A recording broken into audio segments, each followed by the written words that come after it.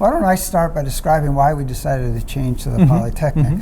I have this theory, whether it's valid or not, it remains to be seen, where the first Polytechnic was the École Polytechnic in Paris, France in 1794, and that university was specifically created to start a new discipline for the emerging industrial age, which was engineering. I believe the digital age, the information age, is fundamentally transforming society, and it has to really transform higher education in ways that are hard to even predict. So I'm basically saying that we need a Polytechnic for the 21st century. And since we weren't one, here's an opportunity to create one kind of from scratch, although we're using an existing program to do it from. So that's our ideas around the Polytechnic and why we adopted that name. I think there's a lot in common between Virginia Tech, which is formerly called Virginia Polytechnic Institute and State University, and Purdue, but also the Polytechnic Institute. I think there's so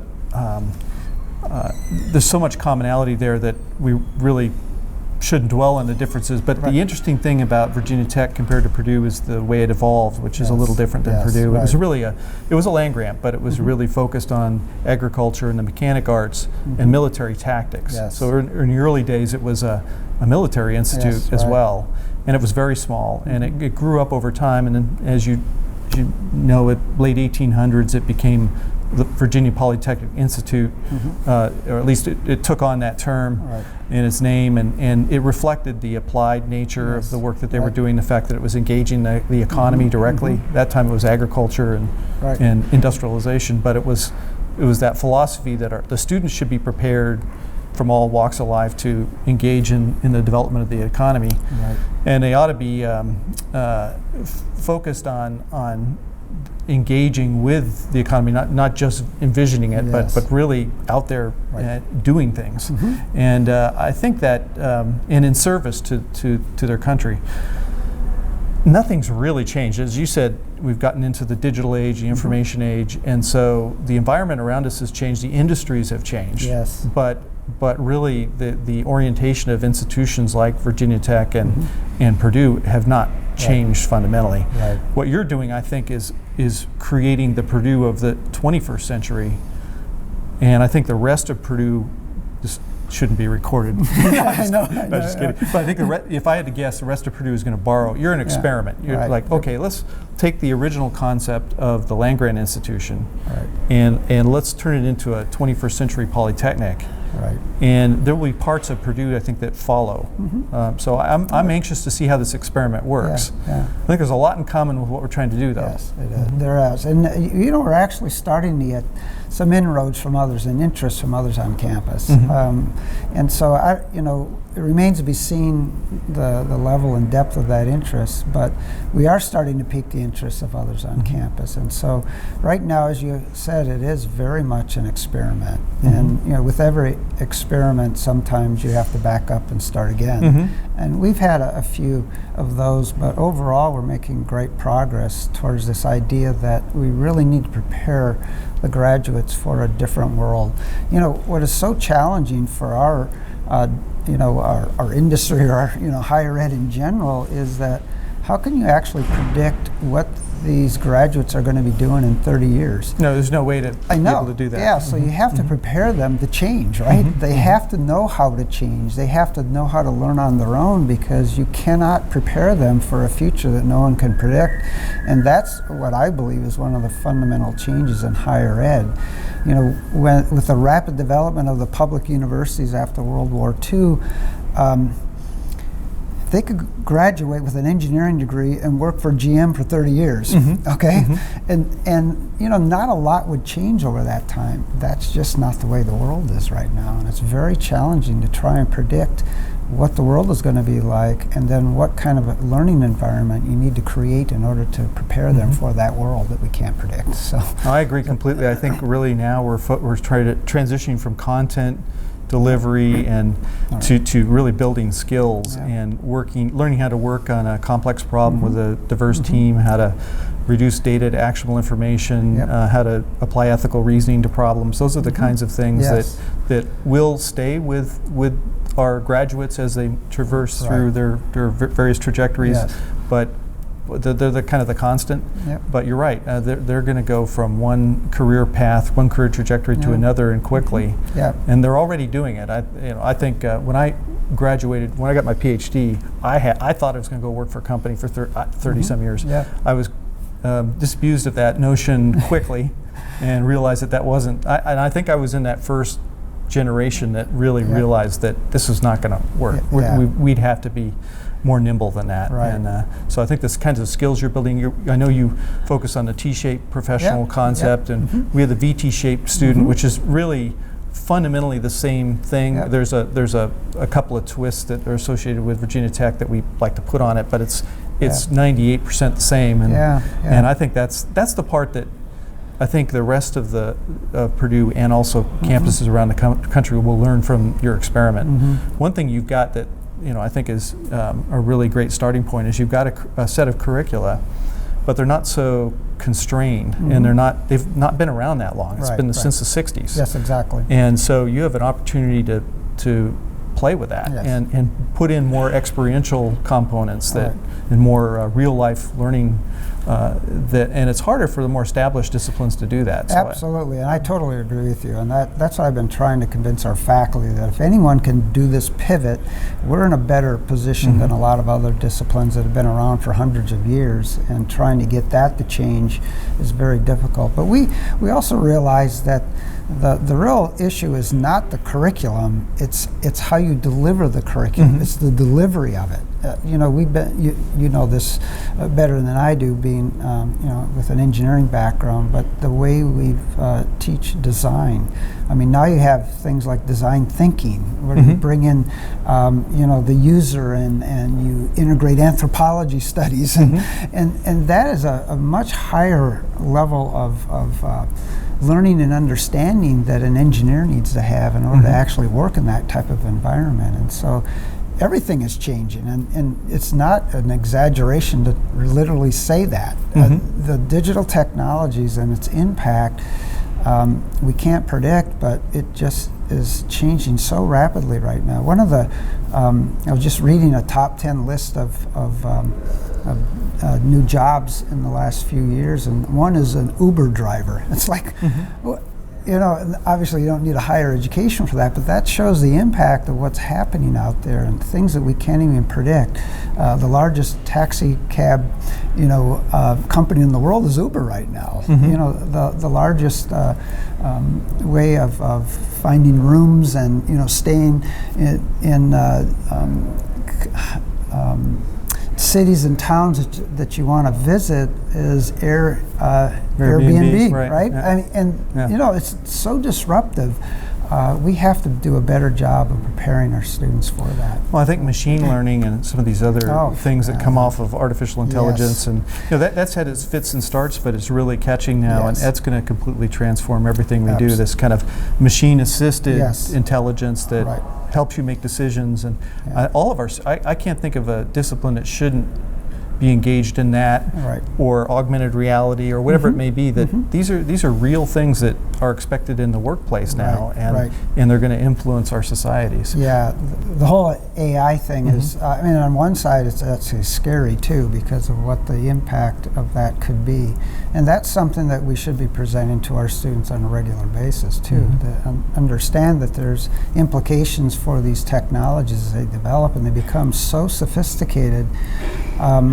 And also, you cannot actually see what's going on. I mean, most people are using artificial intelligence already; they just don't know it. It's out there, and it's rapidly expanding. But that's just one aspect. The Internet of Things and how that might impact everything that we do. I mean, I happened to purchase a Tesla, and that automobile. The philosophy of the company is that the automobile is an appliance. It's a different philosophy. So, about every 6 weeks I get a software update, and I have new things that I can do with this automobile. And that is a paradigm-changing thing, because before you had to literally go out and buy another car, and it's such a different way of thinking. And so you have people like Elon Musk thinking this way. I mean, SpaceX is an example of where we're actually commercializing space travel. It used to all be done by government funding. And so it's a very exciting time, but it's also for us trying to figure out how best to prepare graduates. It's a very, very big challenge right now. And one of the challenges ultimately is trying to figure out how to, once you figure out how you want to prepare the students, then you have to make the university shape that way too. And that's a huge challenge. You're doing it by creating an island within Purdue that will model all this, and then it will spread. Right. What we're trying to do at Virginia Tech is actually take the whole university and transform it at once. I think there's, I don't know, those are two different approaches. They're really dependent on initial conditions. But one of the things you mentioned that really intrigued me, because that's a direction that we're looking at right now. You talked about bringing an anthropologist in, for example. We've gone, our university, and Purdue's the same, it was built on the disciplines, and you've got to have those disciplines to aggregate knowledge and evaluate quality. And, but you also need things that cut across. In the last 20 years, it's been our research institutes. We've kind of said, okay, the institutes can do that, or Discovery Park in the case of Purdue. But what we really need to do is do something transdisciplinary that engages all activities at the university, so all the mission areas. And that's the hard thing. And I think if you're successful with the Purdue Polytechnic Institute, you'll be able to bring in the anthropologists, let's say, into those problems. One of the things that I noticed when we do a lot of autonomous system work at Virginia Tech, and when you talk to people working on that, they often get lost in the technology because it's really cool, and you know. But it's really the human factors piece, and it's the focus on the people you're trying to, whose lives you're trying to improve, that is going to direct that, the development of that.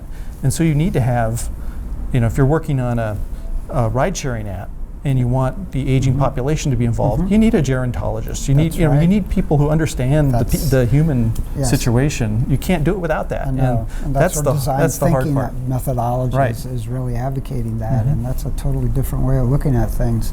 And so, that's, the challenge of an engineer is how much do they need to know about anthropology, right? Or do they just need to know that is an important factor, and then find the expertise in order to help them with that? But that again is, a lot of people, when they go through an engineering program, they think that they are responsible for the entire design. And it's kind of the way we teach them, right? Find the answer, right? Find the solution. You might work on a team-based project, but they never look outside their field very much, and that's a huge challenge. It is with every discipline. It's not, this isn't a criticism of engineering, but that's how the world has changed. And so even the anthropologist needs to think differently and think that, oh, I have value here, but how do I communicate that in the best way to the engineering profession? One of the things you were saying is you're trying to change the entire university. And I have to tell you, I thought I had a hard job. Well, I think it depends on your initial condition. I'm not saying that's easy or hard. It's just we didn't have a college of technology. Let's say we didn't have a college that was different already. That could be an experimental platform. So for us, it was looking at the whole thing. And we also have a younger university. We've only been a comprehensive university since 1970. So it's a little bit like the College of Technology in the sense that it was a military institute and until the 60s, and then it tripled in size almost overnight and became a comprehensive university. So we're still figuring that out. So it's kind of a more dynamic, fluid situation. In some ways there's a parallel, because we started in 1964, and so I understand that. That makes sense. I remember when you were provost, one of the things that you may not even remember this, but when I was first kicking around this idea of the Polytechnic and transforming learning, you gave the example of, what we need actually is a Discovery Park for learning. I don't know if you remember saying that. Discovery Park is for interdisciplinary research, but the whole idea that we need the same kind of a parallel idea so that we do get people from across disciplines to start working together. I don't remember saying it, but I remember thinking it, because you take credit for it, because I thought it was a brilliant suggestion. So. Well, that's what we try to do at Virginia Tech, is take that go interdisciplinary to transdisciplinary, Yeah. but then also push it down not Yes. only into the graduate programs, but into the undergraduate Right, programs. right. That's a challenge, but there have been a lot of people at Virginia Tech working on that Yeah. already, so I wasn't coming into this place that, so what are you talking about? Yes. They got it. Right, And we have right. a provost that's very engaged in that Okay. and leading that. And Yeah. I think we'll get there, but it's not, I don't want to make No. it sound like it's No. easy. Yeah. It's not easy. So let me bring up another topic. Obviously, this is all about people, right? At Mhm, the end of the mhm. day, it's working with the faculty and figuring out ways of, first of all, raising their awareness, their sensitivity to this. And if there's one mistake I made, it was charging headlong into this a little bit too fast and not giving the faculty enough time to breathe, think about it, reflect on it, give feedback.